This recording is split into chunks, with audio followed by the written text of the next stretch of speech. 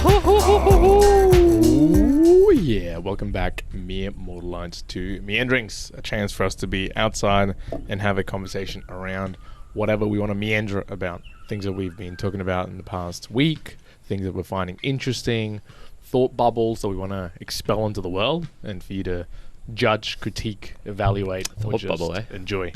You got one here on this side. Karen, choking on the water. And there's an early morning meanderings for us, and I'm going to get us started with a thought that I had around some of this AI stuff that we've talked about a little bit in a couple of trends of Chat GPT. You've got OpenAI's DALL-E as well. You've got this Midjourney for imagery. All this sort of different stuff. Whisper for transcriptions. Whisper for yep, true. Whisper for transcriptions. Lots of different things out there.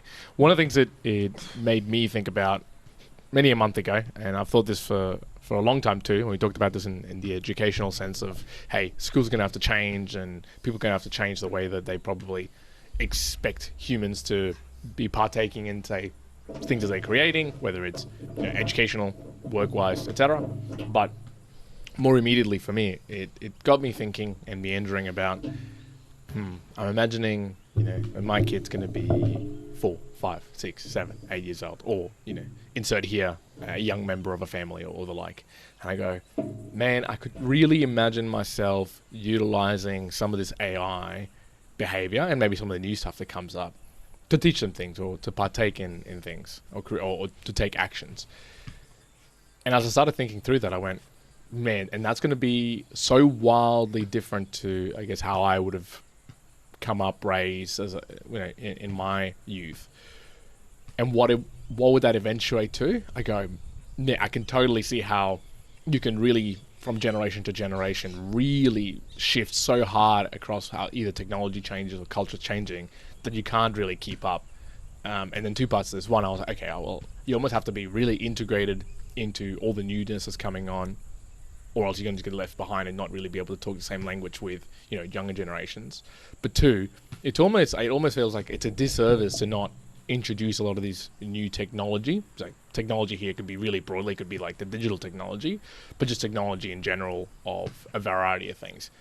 And I was going to ask you this question: between Amish to all the way of techno like utilization to the max, where do you think you would sit on trying to say the theoretical kid raise them as? Because many a time ago I would have thought I want to raise them perhaps a little bit less on the technology side, right? Less phone usage, less iPad usage, less movie watching, more playing outdoors and utilizing all this natural stuff that's around.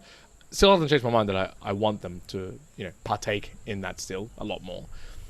But it also got me thinking, hey, it's kind of a disservice in other respects to not get them to be utilizing things that are going to be either quite common across a generation or give them a leg up on utilizing technology that's going to just, whether you believe it or it's a general view that that's where the world is going, kind of getting on that early so that they can pick that up as they go. Oof, yeah, that's a good one. And I do want to ask you about the generational ones as well. So just make sure we cycle back to that in terms of how much technology actually affects a generation. I would probably err towards the side of I feel it's maybe easier to add it than it is to subtract. So if you're your whole life in this kind of techno, you have all of the things. If you always got all the stuff, I don't know. I feel like just in general, in human nature, it would be harder to subtract away these things rather than to add them. I could be wrong on that, but and this is also going towards my personal bias. So I'm definitely a lagger in technology in some respects. So last night I went to this run club, and there was these two guys there, pretty cool guys. So I was chatting with them, and we got onto the topic of earpods. What do you call them? Like earphones? Earpods. Wireless. AirPods? Yeah. And they were discussing the differences between AirPods Pro and another version of something. They talked for probably 25 minutes about all these things. I had no... there was a mode, transparency mode. Do you know what that is? Yep. I'd never heard of it before. They were talking about the suction cupping of like forming this thing, why they enjoy this one for running and this one not for running, why you can have this one that goes up into the ear and it's like a kind of like almost like a hearing aid looking device getting up into whatever the fleshy part on the top side of your that forms the lip of your ear. They were talking about the advantages of how this one connects to the phone, how this one does this thing. I had very little input other than to make like little funny jokes here and there. Do I feel like I regret not spending the 10 hours trying out all these things, being interested in this technology? Not particularly. Like I still could be an outside observer of that situation, and I knew enough about them to, much like I know enough about rugby league, to if there's colleagues who are talking about it or something like that, I could kind of jump in if I want to, but I don't know, that's 10 hours, man. That's 10 hours of playing with AirPod Pros and technology, which is their life really, really better than mine because of that? I don't know. Yeah. I guess the way that I probably was trying to conceptualize it was there is a difference between information to be shared that either changes rapidly, so it's probably not worth being ahead of it, or in some respects is information that, like say a sport of some kind, if you were not to teach them, so I'm sure that for my kid I'm not going to teach them about curling or some other random sport, probably not the case. However, if they needed to Canadians. At some point, at some point, We've lost our Canadian audience. Probably have. But in a few, if they needed to when they're older, you could probably just chat the chat in a generality of things, or you could learn that. That's kind of fine. I guess where I was getting to in my mindset was with say ChatGPT. It's such that and a few of different like styles of the technology that we're talking about is such a differentiation that getting them started, or like a younger individual started on knowing really how that acts, or you can act with it in the world, changes almost dramatically how you then put to use or how you go about doing things. So as an example, one of the things I was driving here and thinking in my mind was, man, we talked about this in the self-delusion episode of, hey, entrepreneurial, so this is one thinking like 1,000 thoughts about ChatGPT and the like. But I went, if you had come through with it already in your mind, like, oh, I have this tool that can create word content for me that's pretty legible and it can be used for a variety of things. It got me thinking, like, you could apply this to so many different businesses and streamline things so quickly. One example was I had a friend who I used to work with 2 years ago now, and he sort of went off and did his own thing and so company himself, and a large part of it is basically just content creation about a particular topic, and he generates revenue off the back of selling products that he does a click link through Amazon and a few other places, right? But the majority of his work was creating this word content to create these articles to enable people to click through. Now, there was further optimization, SEO optimization he was doing at the back end, but I went, okay, if in that angle he had begun this particular company or done this particular venture with the full knowledge that, hey, I could just utilize this tool that's going to cut down my effort time here from, let's just say, 10 hours to an hour. Let's say it's a tenfold, because it's a lot of creation and then you edit it and then you change the whatever tables, insert your links. Okay, so it's a fast track thing. I go, hey, if he thought that, or if that was just like a default thought of that technology existing, does it then, one, when you're doing the venture, it just enables you to do it quicker and perhaps better? Two, it reduces the, for want of a better word, like the friction of going and starting it in the first place. So, a lot of times, I have this for some things, although I might be better than a normal mere mortal of being like, okay, I'll just skip, like, there's little friction to do things, perhaps. But there's friction in all of us. I go, hey, knowing that sort of technology and tools might be the leverage that you need to skip past that friction. So, if we were thinking of an idea, let's just say, to write articles, and we never heard of ChatGPT or anything that can help you, we might be like, In fact, this happened for me doing the blog post. So I did blog posts for book reviews that I was doing. I was doing blog posts on just like things that I was learning about month to month. That took time. That took like a few hours of effort to do each one. Ultimately, I probably slowed down because I was like, I'm not seeing enough benefit out of this in the time that I put into it to expend that amount of effort. So for me, I was like, I'm going to leave it. I just got to peter it off. However, if I knew when I very first started, hey, you could use this particular tool that's probably going to automate the creation of what I wanted to write down. I'm going to take an example of my swimming article where I actually wrote down what are the, 5 tips you need for like learning to swim and for me getting to a kilometer. Now there was a lot of just me researching, regurgitating and trying to put it on my own spin plus my own personal views. That took a lot of hours. Could it have made it a lot quicker if I just used, say, ChatGPT or another AI system to go, hey, write me in various incantations. Write me sort of like 5 steps as a new beginner that you'd want to swim, write it in a witty way, puts it all out. I then just edit it a little bit, add my own flavor of the thing I was doing for 1,000 meters.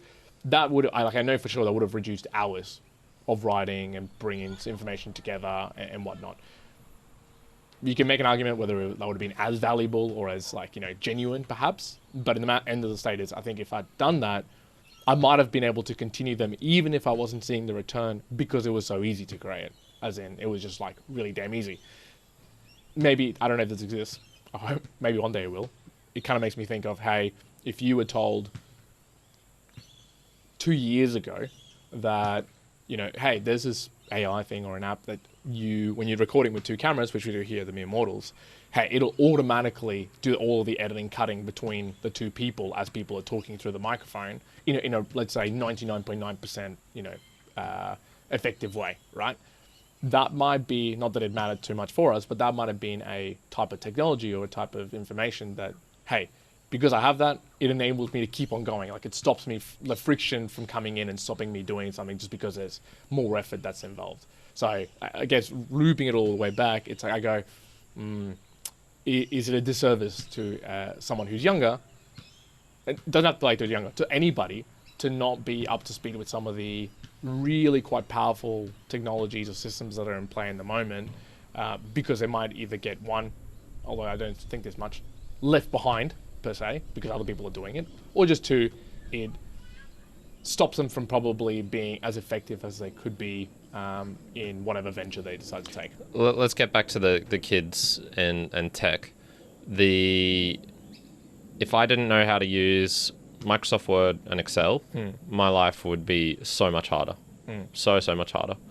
If I didn't know how to use basic Google search and Wikipedia, my life would be so much harder. I think that you got to make that real differentiation between. I'm not sure if you're imagining you are showing your kid every latest and greatest trick, technique, and cool thing that's coming out. Look at ChatGPT. Oh, now we're going to use Loom. Oh, now we're going to use Whisper. Oh, now we're going to use whatever. Over the past year of podcasting, I've seen the amount of things come out that is revolutionary. This is going to change podcasting. This is going to be the biggest thing in podcasting in 2023. Most of it's shit. Most of it's just a rebrand. It's not actually new technology. It's not a new thing that's going to change the world. So I would say, yeah, if you can pick the 6 things that'll actually be like that. So maybe it will be ChatGPT or just a really good AI software that helps you do X, and it might not be whatever you're thinking, because maybe it's drafting a high school oration or something like that, and it's not actually for creating a blog post or whatever. That, yes, 100%.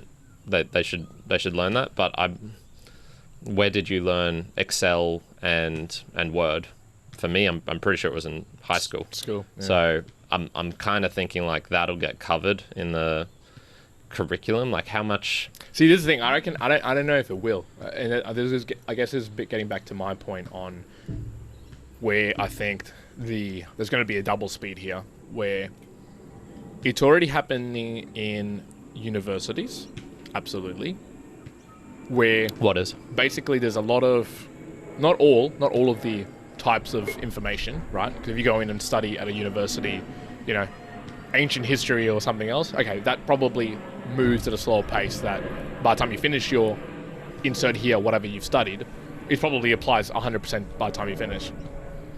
But take, for instance, there are some pieces you might go to university or college or wherever, right, TAFE, whatever you want to call it, that shifts perhaps so violently fast that by the time you are ending that particular education piece, it's almost like, oh shit, it's kind of already changed, right?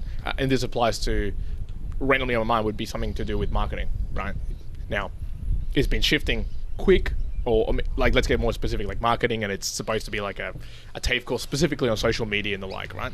Now, if someone begun that and say it takes 2 years to do, maybe they're doing it part-time, maybe it takes longer, by the time you finish, it might as well as hell it's changed completely, right? Completely, to the point that you're like, when you began being taught about, hey, you do Facebook ads in this particular way, or you might be creating this content for this area, or creating this content in this particular way, it's like, hey, Mr. Beast was talking to Lex Friedman about this very critically, and he was saying, and I'd never heard about it either, like really people talking about it, you know, it's kind of like the first time, at least in the marketing, if you want to call it, social media space, where, you know, you can go viral with 60-second vertical clips, basically everywhere, all in the same sort of format. You don't have to shift things around.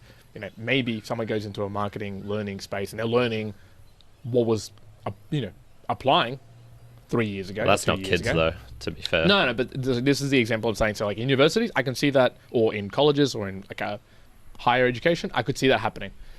I could also similarly see a dual speed happening where educational systems wouldn't, like the schools, preschools, high schools, you'd either A, have to get lucky that a teacher might be, you know, quite looking forward to the future and like applying quite new things, because these things change all the time.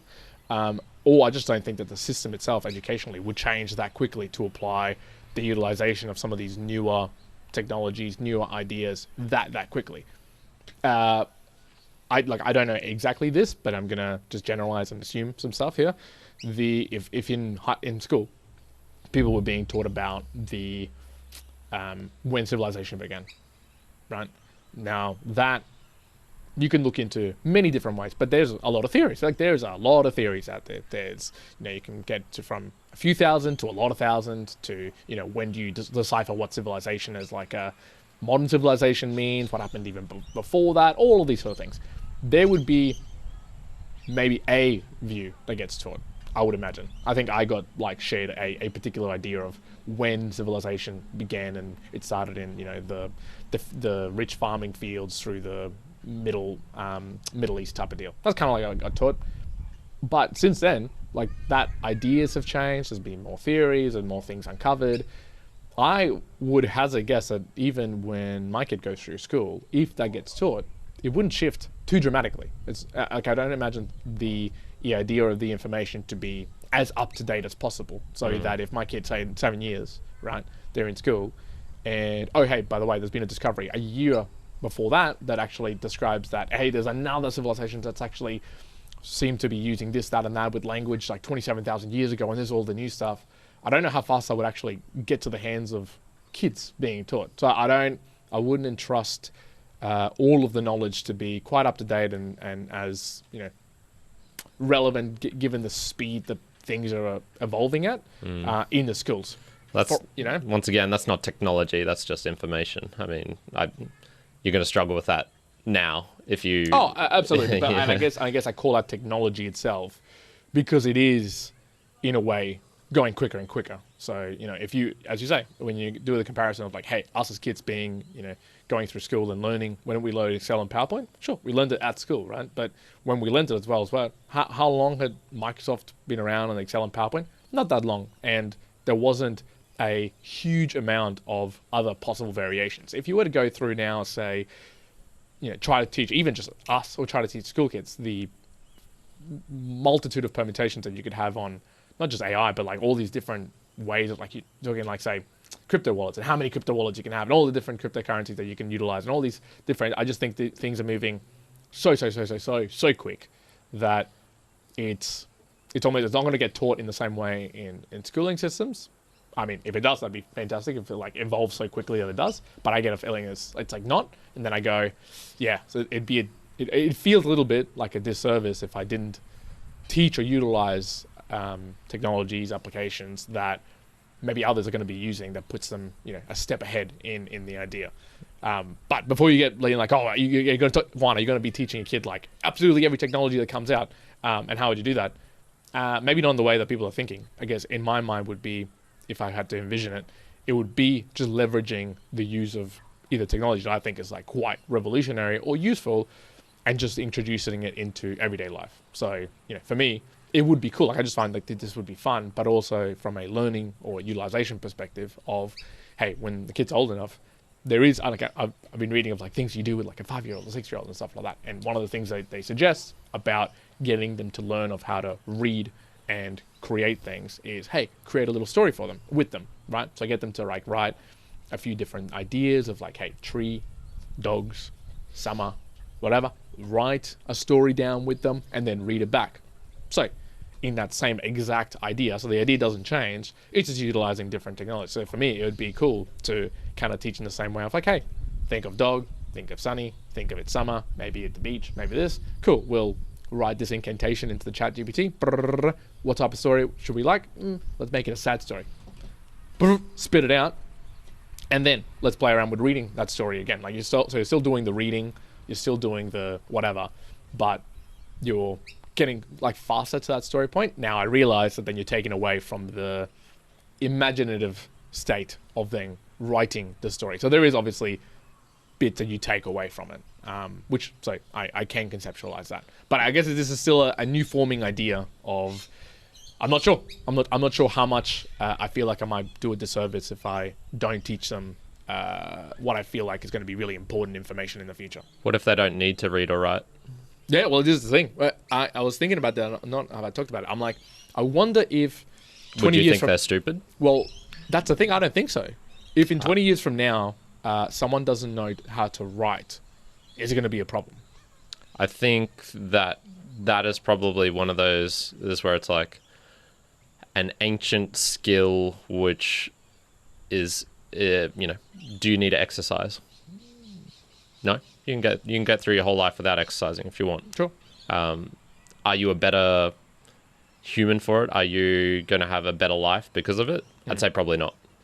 I'd put reading and writing, speaking, listening in those categories. Like if you could just have this neural interface and it just you just think. Like you don't need to read, write, speak, or listen. Yep. You just think, and that covers all of your needs, communication, and whatnot. I think you'd be lacking things. I think you'd What would you lack? This is where it's like, well, what are you lacking from exercise? I guess like if you don't exercise, Heaps. yeah. I would say you're lacking creating these neural pathways, which are, if you're learning another language and you're just focusing on the speaking of it and not writing it, you're gonna miss a lot. There's no doubt about it. Your language skills are gonna suffer in comparison. I think the same thing of a human. Yeah, growing but up. you said specifically writing. So what's so important about writing? And I'm thinking in my mind, writing with a pen on a paper. What's going to be lacking of say in 20 years if humanity is not writing on paper or writing down, but utilizing computers to write or using mental notes I or consider audio. that writing. Yeah. Oh, well then, okay. Well, I'm different. Yes, I absolutely think that people need to be able to write. What I think would go away is writing on paper. Like, it's more and more, I cannot tell you, like, so even when I started working, there was a whole load of people writing on paper and writing on books. In my workplace today, I'm going to say the odd person out writes. The odd person. It's like very few and far between the people do. Does it still get done? Absolutely. But I can see that trajectory of, 20, 30 years, that'd be being less and less and less. I was talking to this with my partner. It's like, is it important that a kid learns cursive writing? Not reading. Is it going to get to a point that's like, oh, do they even need to write down if digital technology is going to be such that you're basically just writing with that? Nah, maybe not. However, it might be. But then if I then really go future looking, maybe 100, 200 years, 300 years, I go, my gut tells me there's going to be no writing on anything down. It'll just be purely digital, or we're all the way down to utilizing just thoughts to portray emotions and whatever we want to be talking about, etc. So I go, yeah, that bit of, I wouldn't care as much, but I would care obviously on the, I wouldn't be calling it just writing. I'd be saying, the ability to, describe what you're trying to say in a written format. I do think that's important, because you would still probably be doing that in messages and texting, and that will be beneficial in heaps of ways. All the way from trying to court, the different sex, or being able to communicate that you need to go somewhere, or trying to get someone to do something. Yeah, you'll still have to write, I believe, for a very long time. Like I don't see in my lifetime that'll be just using neural chips to communicate with the mere mortal lights out there, and we're not even doing podcasting anymore. It's like some form of, you wake up in the morning and 2 hours of mere mortal conversation just drops into your mind and absorbs, and something like that. That'll be the future of podcasting. It could be, man. Could be. But it's an interesting play, because you really start. I think, just in summary for me, it really started got me thinking. Obviously, 'cause it's going to become reality in a few years, not obviously immediately, but how you teach kids some information around technology, because of its evolution and how quickly it's going. I'm like, wow, man, this is going to be dicey on how much. Where is it important to focus on? Where isn't it important to focus on? I think your problem is actually going to be the opposite. Is that you're going to think they're spending too much time on tech, which you think is useless. I think that'll probably be that could also be the case. There's a dual thought of mine where I do want a kid of mine to be more spending time outdoors, to be enjoying nature, to be doing all these things, sports, etc., than just sitting around playing games on an iPad, or being, just utilizing technology in that way. But at the same time, I also hold the thought that I would really want them to be utilizing such technology so that, they are playing around with the latest and greatest things that are probably going to be, step changing in the world, in the way that we interact and work, etc., so they're not left behind. So yeah, it's definitely a challenge to me at this point on how most parents are going to be going through that. Let's cycle around to this in 10 years' time. I'd be the betting that you'd be like, fuck, I wish I'd just tried to get as much tech away from them as possible. Yeah, I think that's old school thinking now. Yeah. I'm going to say that's old school. I think that there was a point in time when people were very much, and I was very much in that mindset of like, oh, I don't want them to be really using tech until the latest possible, and all of these things, and hold their youth and their ability to play. Like, I'm going to say I still hold a lot of that mindset, but I am reducing the mindset of like, oh yeah, I don't wish them upon using too much technology. I think that's evolving now for me, and I think it will continue to evolve quicker and quicker as well. To the point that I think just even on social networks aspect of the world, man, there's going to be a real struggle for humans, especially working through, even in workforce wise. So yeah, obviously COVID did help in progressing this a lot, but in the hybrid workforce space, there is a hell of a lot of interactions nowadays that are just purely digital. You're not really, there's some talking, but you're not talking to a person like face to face as much, and you're not writing them a letter as much. You're typing or messaging through or using digital means to interact with one another.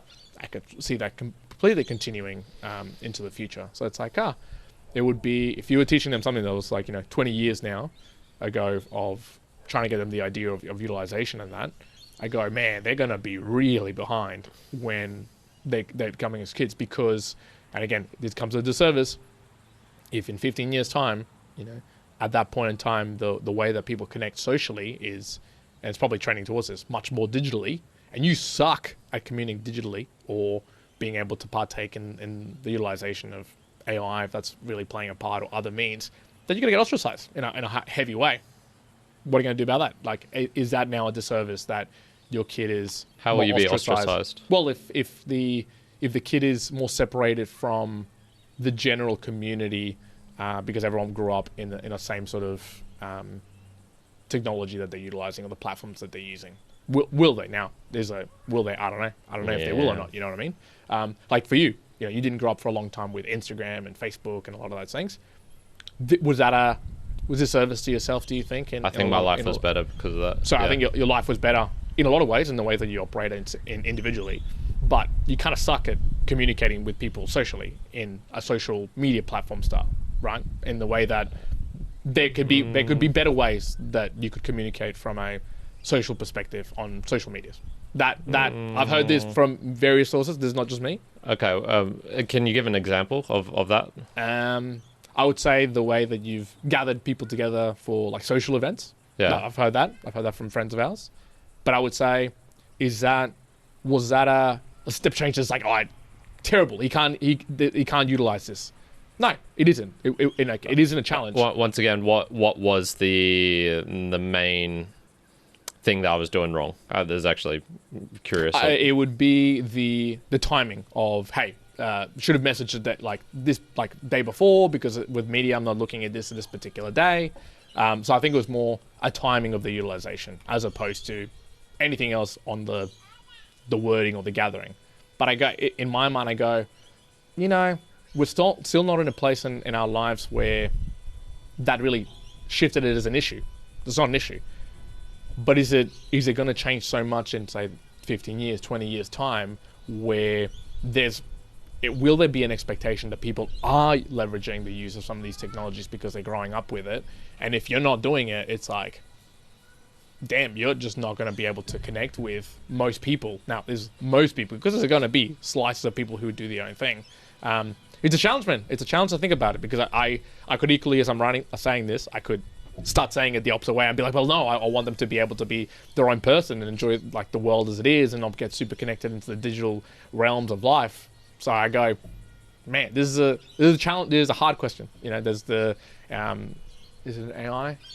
Yeah, I think it's an AI. There's like the hard question that was posed by somebody. I can't even remember what this question is, but they were saying that because, hey, there's a really hard questions in AI, so you should probably try to target the softer questions and just solve them before the hard question. Hard problem. The hard problem. That's what it's a hard problem. This feels to me like a bit of a hard problem, because in raising kids at this stage for me, in technology wise, because I go, there's a lot of like softer questions and stuff that you can deal with around just raising them and learning how to swim and a lot of this other stuff.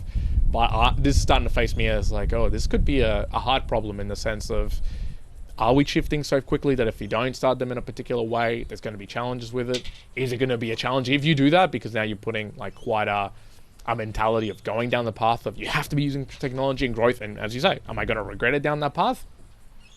Maybe. I don't know. Immortalites. Hit me up if you've had a kid recently, or you're planning on having kids, or you've thought about this before, or even just in general, just in migration of technology. Do you see this as a problem? Has this come to your thought as well?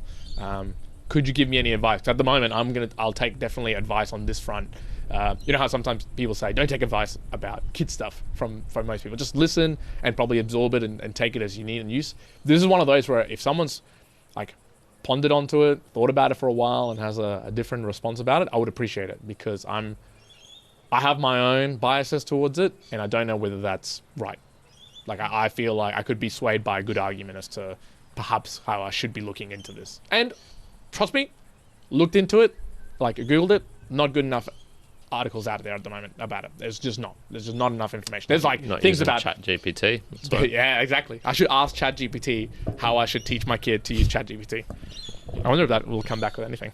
Anyways, I'm talking a lot. What other things have you got for me? So this might help illuminate some stuff for you if you're really concerned about this. Do you think technology has changed entire generations? I.e., people growing up with a telephone for the first time, are they kind of fundamentally different than the generation before? And kids now growing up with social media, kids in the future growing up with AI, do they think fundamentally differently than someone like a boomer generation? Like, on average, are they more selfish? Will they make decisions where, in terms of, I suppose, just their decision making, do you think they change that much? I think on average, not a whole load, but a little bit. There's a slight deviation from whatever the meme was from the previous. generation. Yeah. I would say so. Yeah, and that probably coincides with me. I think there's a slight thing. Yet I was once again chatting with this guy last night, and he was telling me about this book from Harari. I can't remember his Yuval Noah Harari. Not him. Hari. Johann Hari, maybe. He had a book called Lost Connections, and this one was called something about social media, and it was it looked like it sounded like it was one of those kind of social media is bad books. You know, it's creating all of these like depression in young kids, and especially in girls. There's getting close to the kind of a lot of Jonathan Haidt stuff, which I think for young kids, yeah, because they can't make their own decisions and whatnot really until they're kind of 25, or they kind of get swept with the flow. That was my experience of being a kid. I just don't think that humans change that much because of technology. I feel like they're still kind of the same inside. Like they'll still make, if you chucked me as I am roughly now into 1930s depression or whatnot, would my decision making would because of my lack of attention and because of my instant gratification, I wouldn't know to save back then, or I wouldn't know how to make decisions that would maybe be like, oh, this could be a bad time for a fair few years. Would I be like, YOLO, and just fucking doing stupid shit? I get the feeling no. And same for kids nowadays. I feel like, if they have an equivalent depression, or maybe I should say adults who have gone through a big technology change, a shift change like social media, AI coming up, who knows what's after that, teleportation. Will they be that different in their decision making? I think yes, slightly, but I think probably yes. not that much. Look, at the fundamental, at its core level, no, humans don't change that often, right? Your dopamine level, the way that your dopamine receptors work hasn't changed. The way your serotonin works hasn't changed. The way you go to sleep hasn't changed. The fact that you can look at sunrise and sunset to help you in terms of the sleeping behaviors hasn't changed. Has your ultradian rhythm changed? No. Has your circadian rhythm changed? No. None of that changes, and none of it will continue to change for a very long time. That's evolution, right? That's not that's genetically not technology induced. However, it could be technology enhanced. But you can absolutely say that there would be step changes in the way that you act on the world because of technology. So, a prime example, and this is not even like this took a long time to change. However, I could see equivalent things like this changing just very rapidly. If you were to look quite likely at a generation, probably who are now, in 2023 right now, boomers. Is boomers like 60s, 70s years old, right? There are, look, if I was to put some sort of statistic number on how many of those use their phone to pay at the shops with a like a electronic digital card, right? How many of them do it? I'm gonna say 50%. I'm gonna say 50%. I'm right? a boomer. Yeah, so 50%. So if you're still using a card, if you're still using cash, I can understand it. That's like generationally they still use that. Today, what if you're a 30-year-old? If you looked at the statistic now, I'd say you'd be the odd one out. You'd be the odd one out that's not utilizing that sort of technology. Yeah, I'm just trying to think. Yeah, I would say most use a watch or a phone. Yeah, nowadays, right. So and that's not a dramatic change. That's not like a humongous thing that's an issue. But now, and that's like technology. That's the theory of the moving the banking from cash to the digital, that was a long time ago, and this is just a step change on utilizing the technology. It's not much of an issue, but you still hear the odd things out about like, oh no, I only trust doing my banking on at the shops or doing it with a person. I don't want to get a digital banking account. Okay, that's a little bit rare. People are starting to migrate away from that. But as technology, and this undoubtedly, it is going faster and faster, just in the same way that, chips are getting better and better, and the programming of things is getting better and better. And if you apply AI and things go all wild and start going even crazier, then who knows where we end up. But, in my mindset, it's like, okay, now employ all the stuff that you're talking about, say, with social media, with the way that you interact with people. But in, say, 20 years' time, now I'm not saying this happens, but what if in 20 years' time, the default, as in you'd be the odd one out if you're not using a neural chip to absorb information, to talk to other people, and you're still using speech, or you're still using writing, or you're still wanting to use other forms of communication, but you're the odd one out, I'm going to say that poses a problem. That's going to pose a problem to you in the world, is in, as an individual, you could be completely happy and be content with the world. Absolutely. Will it create issues in the world because you're not participating in how the world participates? Yeah, it will be an issue. Fuck the world.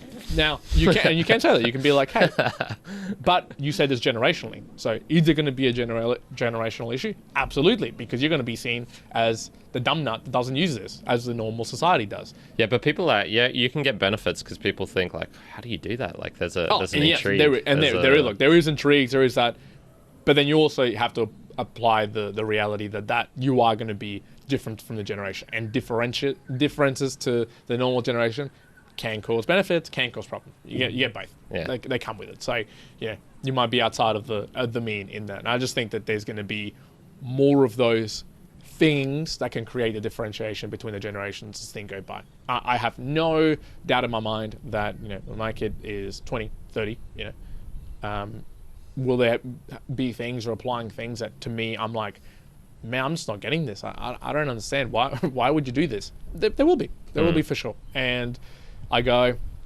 I don't get it. Plain thing that I've always thought about would be, I love training. I love working out. I like doing it. To the point that I do it because it's also mentally healthy, physically is great. If in 30 years' time, someone comes up with a pill that you take and you're perfectly, the perfect body fat, you don't need any more type of like nutrition or anything, you don't need to train anymore, you're just perfect. To me, I still go, oh yeah, I don't get it. Yeah, I don't want to do that. I'm like, I'm not going to do that because I enjoy training. I like the hours of solitude. I like all that sort of stuff. That's for me. But I could very well see someone putting the the conversation of, well, no, but Juan, that's more effective. Grandpa Juan, I don't want to lift these weights. Shut up, kid. Yeah, lift it. But it's like, they don't have to. Maybe you could like take a pill so you're super strong. All this sort of stuff. Yeah. I kind of go. It gets me feeling like I don't want to do that. That's not for me. So if I can envision that, then I almost am for certain that there was going to be things that come up that I cannot envision, that I will just have either no understanding or not wanting to change, and that it's just going to become even more prevalent as things just move quicker. That's just like an undoubtable fact to me. I go, yep, I get that. Yeah, for sure. Let's finish off with something spicy ones. Oh, okay. Dating. So I'm as you've seen my goals, I'm looking to find a partner. Yep. And so I'd say like thrown myself back into the dating scene fully at this point. And I'm having this thing which I knew was going to come up, and I discussed it with you before. But I wanted to revisit was to kind of like get success, I suppose. So there's nothing worse than like rejection after rejection after rejection. There is a numbers game in dating for sure. But once you're like looking for someone, there is this statistics start coming into it again. Like, oh, you start to notice if I do this thing, like if I spit in her face when I meet her, because I'm like super excited, like going to, that's probably something, a data point where it's like, oh, every time I do that, a look of disgust crosses her face, or she straight up walks away. Maybe I should change that habit of mine and speak with a closed mouth. So you start to like analyze little things that you're doing and whatnot, and you realize, okay, this is maybe unattractive. This thing I'm doing maybe is more attractive, and you want to get a result. I find someone, so you should change it. Like that's just basic, scientific trial and error sort of self-improvement, if you want to put it that way. What do you do when you come to like some realizations of like, I probably need to change what I'm doing here, but I think it's once again, it's like it's something I don't particularly want to do because I feel it makes me a worse person in other areas of my life. One example of this, when I get a text or something, I usually try and respond straight away. I just don't want to have to deal with like thinking about it, unless it's something like, Kyron, think about this for 8 hours and then get back to me, or I'm waiting for more information. I'd rather just go thing on my phone, Yep, reply. Yep. You know, you said you're coming over in 22 minutes. You're it. Or just like some confirmation from me. I notice, okay, I get punished if I respond to like in that way because I come across as too eager. This is my general impression, so I could be wrong on some of these things. Some other things, the more I like, it's like the less you care, or the worse you behave in some other ways, in terms of disrespect, in terms of I suppose it's like joking, but you know, the negging, like the backhanded compliments and things like that, they work. I don't particularly want to do that, but they work. How much should I alter my behavior to I'm asking this as a friend, as a life coach, as my dating cupid. How much should I be changing certain aspects of my personality to not get punished as much, I suppose? There's an interesting spot. I'm going to answer it in the form of there's a short-term game, there's a long-term game. So my suggestion to, I think, a lot of these things is, hey, you want short-term gains, and in the relationship world, this might mean that, hey, you just want someone on the now, whether that's for fun, whether that's for a bit of a short relationship, change it. Yep, change things, and that's probably the way that you communicate, I would say, for sure. The way that I can't think of of a big thing, but I would say yes, you will have to change your personality in the way that you communicate for the short-term benefit. Being more assertive. I'm that's naturally not a super assertive person. And that's what I mean. From a short-term perspective, absolutely, you have to change it. But my gut tells me that at this stage, you're not there for the short-term game, really. Whether the short-term game comes or not for you right now, not really beneficial. I think it's more of a harm to change personality at this stage for the long-term game that is a long-term partner, because you're going to get punished in the, hey, if you change your personality to include negging or default assertiveness, all that sort of stuff, and then you attract someone, there might be, you're going to get to the point of, hey, are you now going to have to be this person forever, and this is how they stay with you? Yeah. Or are they going to get to a point in a year or 2 years' time where they're like, oh, actually, you're not the kind of guy I kind of knew at the very beginning. We've kind of, and that's where the general, like, okay, you're not, we're changing, we're two different type of people. Yeah, okay, time to pull away. So I think in a lot of ways for long-term relationships, you really just have to be who you'd always be. Like, that is your natural self that you've grown to. The most frustrating advice to ever hear. Just be yourself. Just be yourself. But it does, I think the tactical tips though is of things you're already doing. You're already doing in terms of approaching as many people as you can, talking to people, being open. It's kind of like turning that up to 11, I'd say. Like going even more, like being more kind, showing them more of kind. As in, like, oh god, those poor girls. But it's kind of like the being a little bit more superb when you're talking to somebody, especially when it's like the first time you kind of know them.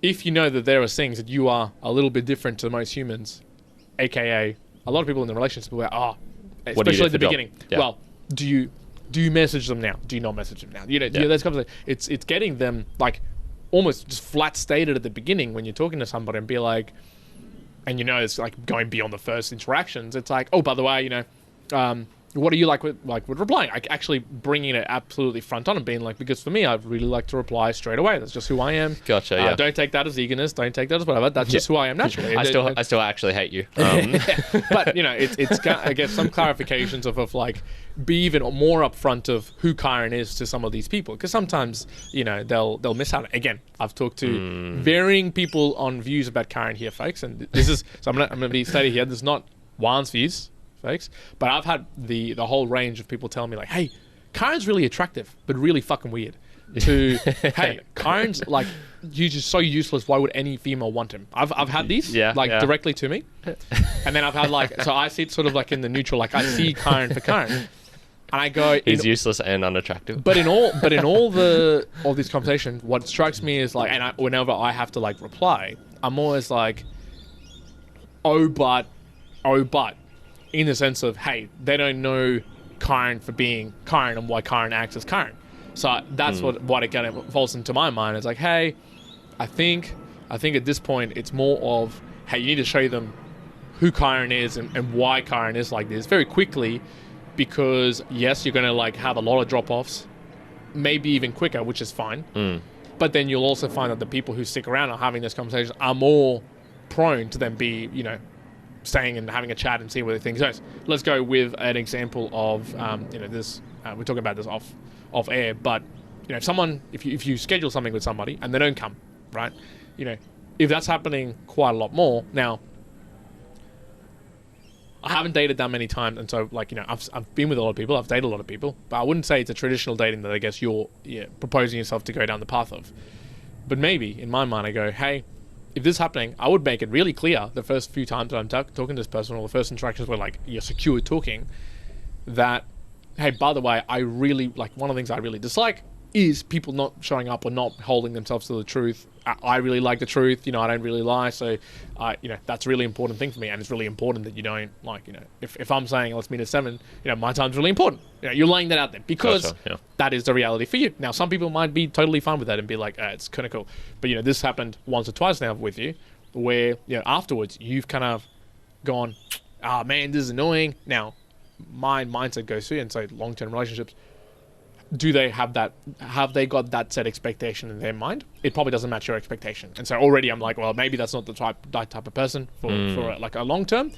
But is there ways that you can uncover that expectation earlier with people, so that it's very clear up front that if that doesn't get met, you're not going to be quite happy, or you're not going to enjoy it, and then maybe they won't bother. They'll be like, well, really, like maybe, you know, if people know themselves, and they won't generally be immortalized, we don't really know ourselves.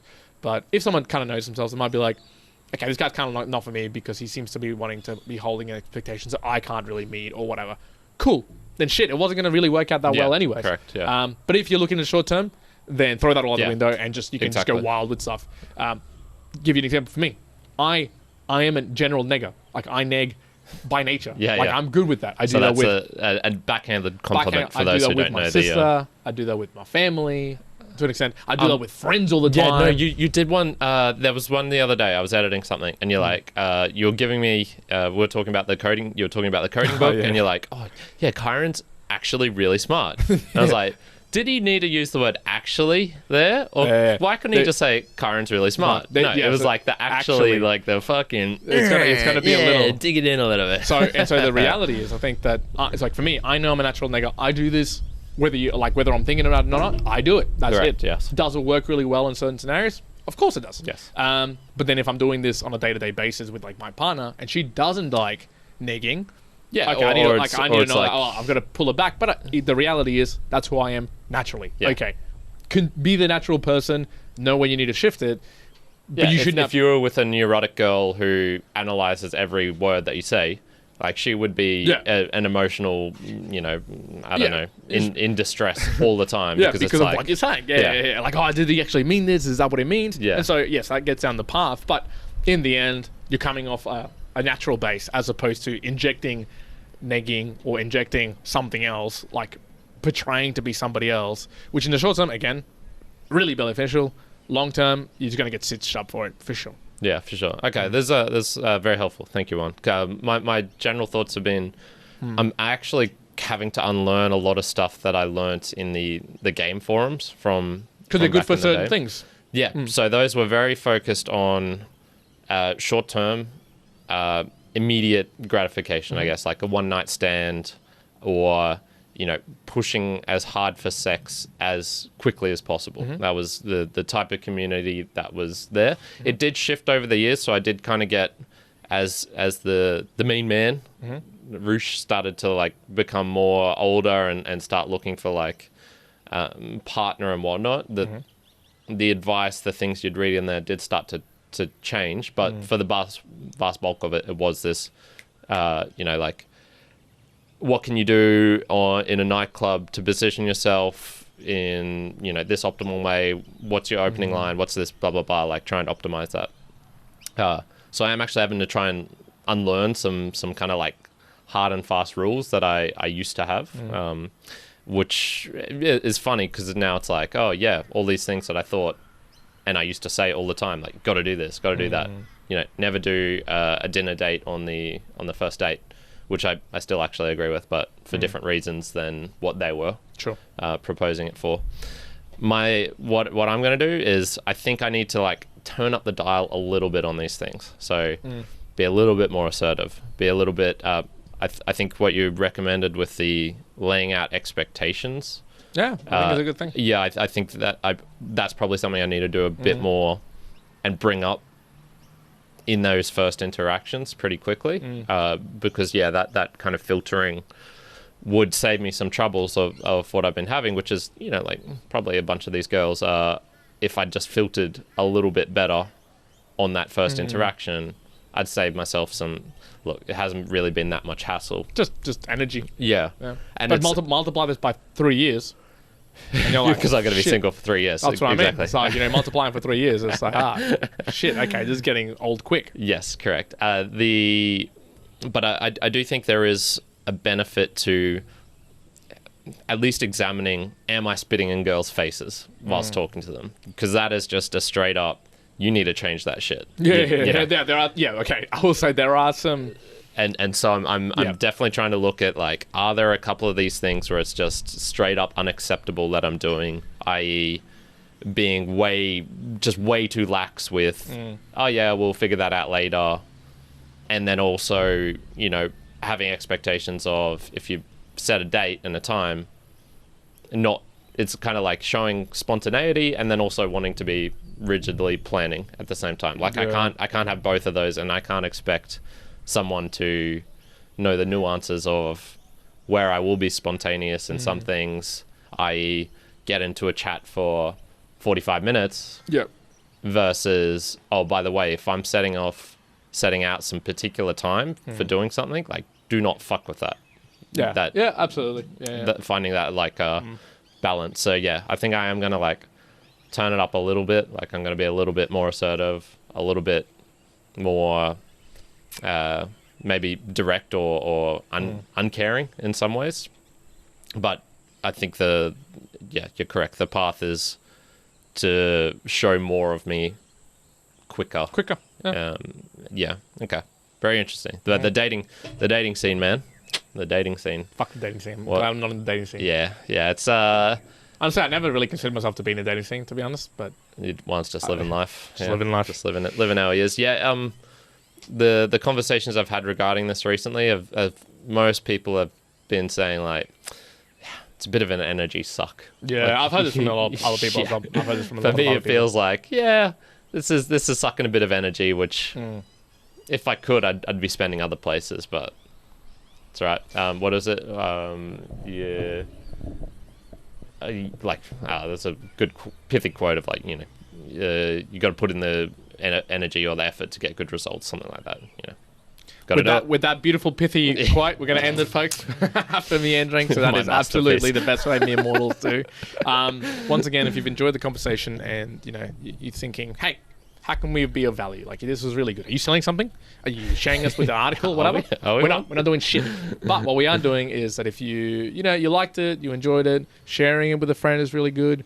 Obviously, leaving some comments. But the primary way, and we talked a little bit during the podcast, was bootstrapping. We're sending through some value via the way of some sats, some satoshis. Now, for those who are living under a rock, satoshis is a fractional portion of a Bitcoin. 100 million satoshis equals 1 Bitcoin. Correct. And as Satoshi himself said, Bitcoin is crypto. Now, have you seen that before? Those sort of things? So Satoshi himself said Bitcoin is crypto. Now, just under that, what it allows you to do, you can go to newpodcastapps.com. Yep. Yes. You can utilize any of the applications that are there, any of the podcast apps, and a couple of things. One, you can see imagery the Karen actually puts together for these episodes. You can deposits with things like Breeze, a little bit of money onto the app there as well, and you can send it through to us with some value attached to it and a comment. And those comments we read out during our musings in our little Boostergram lounge. So if you want to contribute that way, absolutely, it's the best way that you really want to see comments. So I've asked some questions already. I would love to see them come through that way. So you asked, like, are we selling anything? Well, we're not selling a shirt. You get it for free. Exactly. As long as you give us a certain amount of money. If you get that's the benefit. If you get to a certain point, you can check out our website for that with Mere Mortals Podcast. .com/supporters. As Juan is wearing at this very moment. Right now, if you can see the video. 100,000 sats. 100,000 sats and you get a free shirt, which right now is basically like we're giving you a shirt. That's literally it. And we'll just ship it wherever it is in the world. Sometimes I come and fly to the location, but I won't be seeing you in person as we've done with a few of them. That was beautiful. That worked out nicely. But we'll leave it at that, folks. Hope you enjoyed. Me and Mortal Lions, Juan, out. Karen out. Oh, you. Good.